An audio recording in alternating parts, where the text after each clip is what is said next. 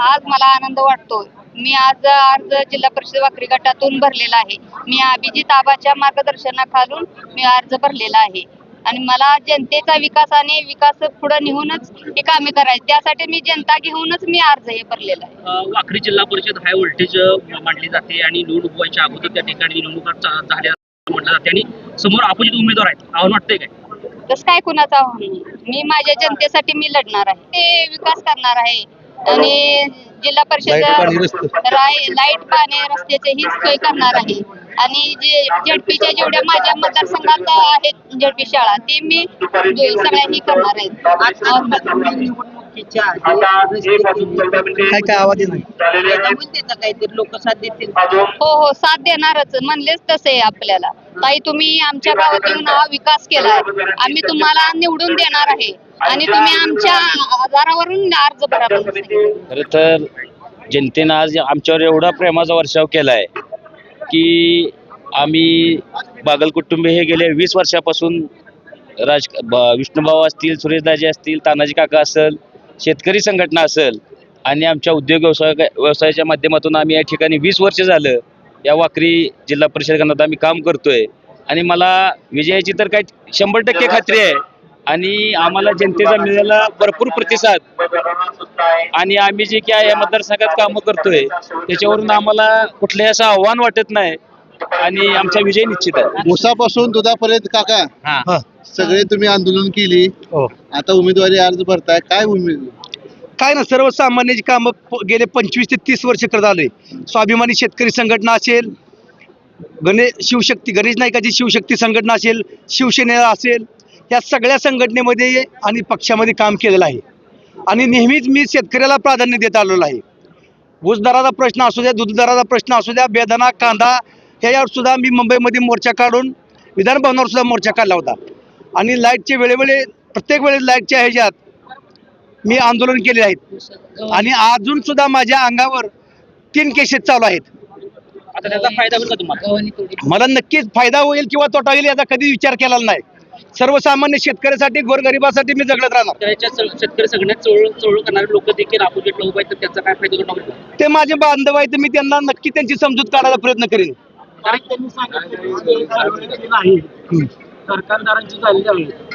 कारखानदार असं काय नाही, त्यांच्यासोबत काय सोय सुद्धा नाही आमचं कारखानदारासोबत. माझ्या शेतकऱ्यासाठी मी कारखानदारासोबत आहे. 4 पैसे अधिकचा दर मिळावा त्यांना म्हणून मी तिथं कारखान्यामध्ये कुठलाही भ्रष्टाचार होऊ द्यायचा नाही. संघटनेच्या माध्यमातून आम्ही तिथं पाठवलेलं आहे, त्याचं प्रतिनिधित्व करत आहे. ज्या दिवशी मला तसं दिसेल त्यावेळेस मी तुम्हाला त्यावेळेसच सांगितलं, मी त्यावेळेस राजीनामा त्यांच्याकडे दिलेला आहे. मी आता सर्वसामान्य शेतकऱ्यासोबतच आहे. घरातला उमेदवार आहे, काय पहिली प्रतिक्रिया? निश्चितपणानं बागल कुटुंबाने गेल्या कित्येक वर्षापासून त्या ठिकाणी सर्वसामान्य सभासद असतील किंवा शेतकरी बांधव असतील, युवक युवती महिला या सगळ्या घटकांसाठी सबलीकरणासाठी प्रयत्न केलेले आणि त्याच्यातूनच जनतेतनं मागणी आली की तुम्ही आता बागल कुटुंबियांचे कोणीतरी प्रतिनिधित्व या गटातून केलं पाहिजे. मग आता आम्ही कुटुंब म्हणून काम करत असताना त्या ठिकाणी पक्ष पार्टी हा विचार न करता एक उमेदवार देऊन विकासाचं विजन घेऊन पुढे जाण्याचं काम केलं. अक्षरशः लोकांच्या प्रतिसादाने उमेदवार किंवा आम्ही एवढे भारावून गेलो अक्षरशः अजून सुद्धा आम्हाला समजत नाही. एवढ्या एका निरोपावर एका रात्री फक्त निरोप दिल्यानंतर लोक एवढी कशी आली, आम्ही अक्षरशः अचंबित झालो हे सगळं बघितल्यानंतर. एवढी लोकांनी प्रतिसाद दिला आणि खऱ्या अर्थानं आपण जे म्हणालात की पुढच्या शक्ती काय आहेत, काय सर्वसामान्य जनतेला लोकांना मताचा अधिकार हा एक आहे. महामानव डॉक्टर बाबासाहेब आंबेडकरांनी घटनेतच आपल्याला असा एक बहुमूल्य असं योगदान दिलंय आपल्यासाठी की अदानी अंबानी असू द्या त्यालाही एक मत आहे आणि सर्वसामान्य कष्टकरी गोरगरीब असला तरीही एक मत आहे. त्यामुळे एका मताच्या जोरावर काही घडू शकतं आणि विजय तर आमचा निश्चितच असणार. आजपर्यंत ऊस आंदोलन तुम्ही केलंय, शेतकऱ्यासाठी दुधाचे आंदोलन केली, परंतु शेतकरी संघटनेच्या बाजूनं किंवा संघटनेला मतदान करायला येत नाही अशी परिस्थिती आजपर्यंत आपल्याला पाहायला मिळाली. आता तुम्ही काय आव्हान करा शेतकऱ्यांना? चळवळ आणि राजकारण ही 2 वेगवेगळे पैलू आहेत. प्रथम गोष्ट करली तर चळवळीच्या माध्यमातून काम करायची जबाबदारी तानाजी काका चोखपणे पार पाडतात. असा तालुक्यातला कुठला कारखाना नसेल त्याचं गावांनी जाऊन आंदोलन केलं नसेल. आता काल काही लोक म्हणाले विठ्ठल कारखान्यावर आंदोलनच का झालं नाही. ज्या दिवशी विठ्ठल कारखान्यावर आंदोलन डिक्लेअर झालं त्या दिवशी सकाळी 9 वाजता त्या कारखान्याचे तत्पर असलेले एमडी आणि चेअरमन साहेबांच्या निरोपावर एमडी आले आणि लेखी दिलं त्यांनी. बरं लेखी देऊन जर त्या कारखान्यावर गेलो तर उद्या हेच लोक म्हणायला झाली की कारखान्याला त्या टार्गेट का करता. म्हणजे डबल ढोलकी लोक आहेत, त्यांच्यावर विसंबून आम्ही राहणार नाही किंवा त्यांच्या बोलण्याकडे या कानानं ऐकलेलं त्या कानानं दुर्लक्ष करू निश्चितपणानं. परंतु तुम्ही ज्या पद्धतीनं म्हणाला चळवळी सुद्धा टिकल्या गेल्या पाहिजेत. चळवळी सुद्धा खऱ्या अर्थानं सर्वसामान्यांना कुठंतरी अडचणीच्या काळात आधार ठरतात. आणि राजकीय पक्षांचा विचार केला तर ही स्थानिक स्वराज्य संस्थाची निवडणूक आहे, कुणी ना कुणी लढणारच आहे. त्या ठिकाणी हार जीत आणि त्या माध्यमातून लोकांसाठी एक उमेदवार म्हणून आम्ही आधार म्हणून उभा आहोत. गेले 20 वर्ष 25 वर्ष आमच्या 3 पिढ्या झाला आम्ही तिथं राजकारण करतोय आणि हा गट आमच्यासाठी नवीन नाही, जुना गट आहे हा. त्याच्यामुळे या प्रत्येक गावामधली प्रत्येक लोक आमच्याशी परिचित आहेत. त्याच्या जोरावर आम्ही विजय निश्चित मिळवणार आहे.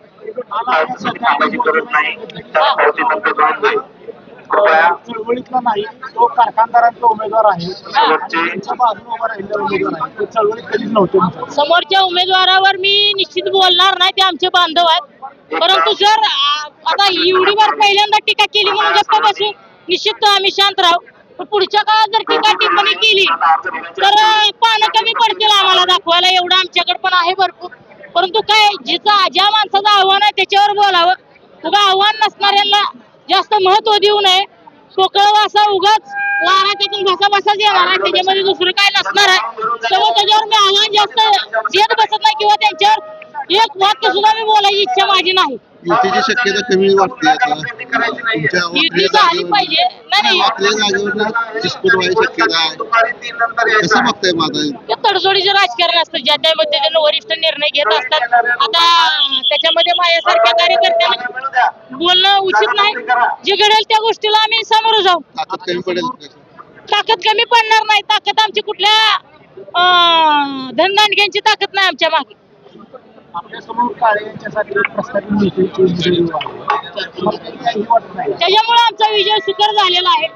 दुसरा कोणी एखादा सर्वसामान्य उमेदवार चांगला असता तर आम्हाला आव्हान वाटलं असतं.